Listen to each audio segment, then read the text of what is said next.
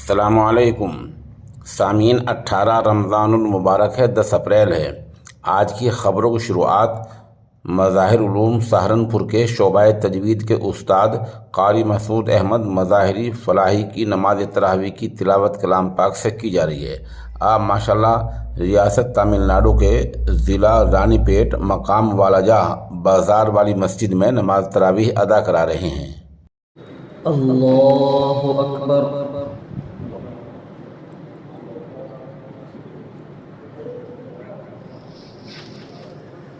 अल्हम्दुलिल्लाहि रब्बिल आलमीन अर्रहमानिर रहीम मालिकि यौमिद्दीन इय्याका नअबुदु व इय्याका नस्तईन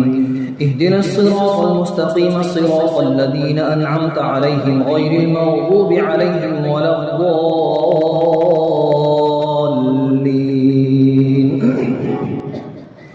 या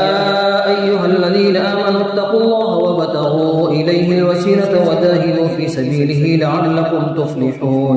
इन्नल्लज़ीना कफ़रू लव अन्न लहुम मा फ़िल अर्ज़ि जमीअन वमिस्लहु मअहु लियफ़्तदू बिही मिन अज़ाबि यौमिल क़ियामति मा तुक़ब्बिल मिनहुम वलहुम अज़ाबुन अलीम। युरीदून अन यख़रुजू मिनन नारि वमा हुम बिख़ारिजीन मिनहा वलहुम अज़ाबुन मुक़ीम। वस्सारिक़ु वस्सारिक़तु फ़क़्तअू अयदियहुमा जज़ाअन बिमा कसबा नकालन मिनल्लाह वल्लाहु अज़ीज़ुन हकीम। फमन ताब मिन बअदि ज़ुल्मिही वअस्लह फ़इन्नल्लाहा यतूबु अलैहि इन्नल्लाहा गफ़ूरुर रहीम। अलम तअलम अन्नल्लाहा लहु मुल्कुस समावाति वल अर्ज़ युअज़्ज़िबु मन यशाअु व यग़फ़िरु लिमन यशाअु वल्लाहु अला कुल्लि शैइन क़दीर। या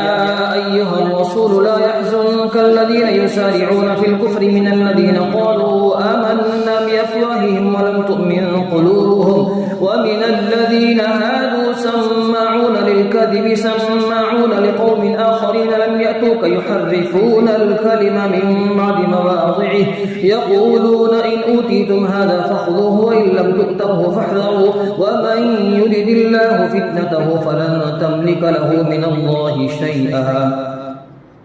أولئك الذين لم يرد الله أن يطهر قلوبهم لهم في الدنيا خزي ولهم في الآخرة عذاب عظيم. سماعون للكذب أكالون للسحت فإن جاءوك فاحكم بينهم أو أعرض عنهم وإن تعرض عنهم فلن يضروك شيئا وإن حكمت فاحكم بينهم بالقسط إن الله يحب المقسطين. وكيف يحكمونك وعندهم التوراة فيها حكم الله ثم يتولون من بعد ذلك وما أولئك بالمؤمنين. إنا أنزلنا التوراة فيها هدى ونور يحكم بها النبيون الذين أسلموا للذين هادوا والربانيون والأحبار بما استحفظوا من كتاب الله وكانوا عليه شهداء فلا تخشوا الناس واخشون ولا تشتروا بآياتي ثمنا قليلا ومن لم يحكم بما أنزل الله فأولئك هم الكافرون. وكتبنا عليهم فيها أن النفس بالنفس والعين بالعين والأنف بالأنف والأذن بالأذن والسن بالسن والجروح قصاص فمن تصدق به فهو كفارة له ومن لم يحكم بما أنزل الله فأولئك هم الظالمون. وقفينا على آثارهم بعيسى بن مريم مصدقا لما بين يديه من التوراة وآتيناه الإنجيل فيه هدى ونور ومصدقا لما بين يديه من التوراة وهدى وموعظة للمتقين. وليحكم أهل الإنجيل بما أنزل الله فيه ومن لم يحكم بما أنزل الله فأولئك هم الفاسقون. وأنزلنا إليك الكتاب بالحق مصدقا لما بين يديه من الكتاب الكتاب ومهيمنا عليه فاحكم بينهم بما أنزل الله ولا تتبع أهواءهم عما جاءك من الحق لكل جعلنا منكم شرعة ومنهاجا ولو شاء الله لجعلكم أمة واحدة ولكن ليبلوكم فيما آتاكم فاستبقوا الخيرات إلى الله مرجعكم جميعا فينبئكم بما كنتم فيه تختلفون وأن احكم بينهم بما أنزل الله ولا تتبع أهواءهم واحذرهم أن يفتنوك عن بعض ما أنزل الله إليك فإن تولوا فاعلم أنما يريد الله أن يصيبهم ببعض ذنوبهم وإن كثيرا من الناس لفاسقون أفحكم الجاهلية يبغون ومن أحسن من الله حكما لقوم